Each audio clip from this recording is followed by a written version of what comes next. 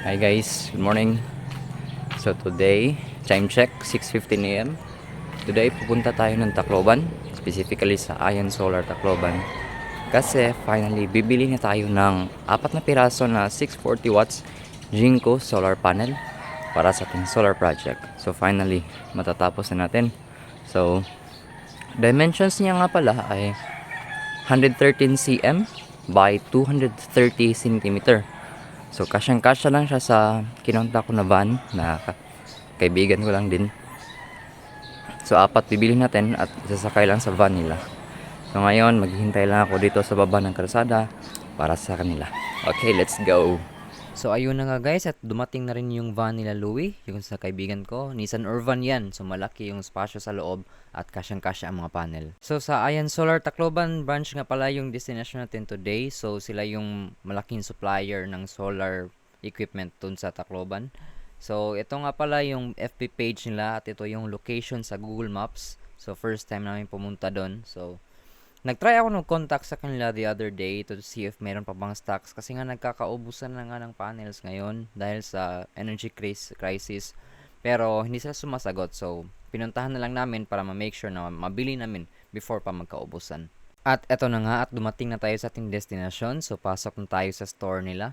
So let's see kung meron pa bang stocks. And unfortunately, ubos na yung 640 watts na gusto natin, and ang available na lang na isang 725 watts, which is ang price niya, show ko sa screen. Tag 7,200 yung 725 watts na Jinko solar panel. Samantala, yung gusto natin bilhin, yung 640 watts na Jinko ay around 6,300 lang. So, it's a 900 peso difference.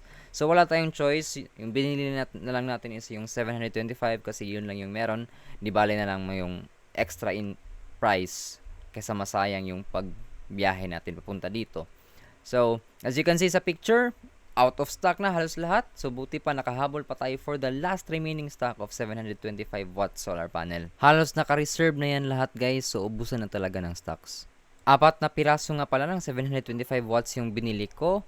Ang total amount is 28,800 sa apat na panel. At ito yung resibo. At ayun na nga, at isinakay na namin yung solar panel dun sa van na nirentahan namin. So Nissan Urban siya.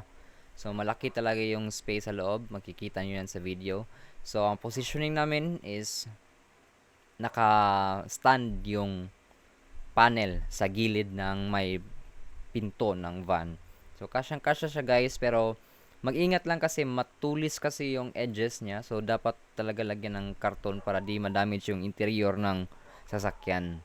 Napakamahal na nga talaga ng diesel ngayon guys. Around 130 pesos per liter. At ang renta ko dito sa van na Louie ay around 7,000 pesos. So previously yung around 5k lang yun siya usually from Isabel to Tacloban.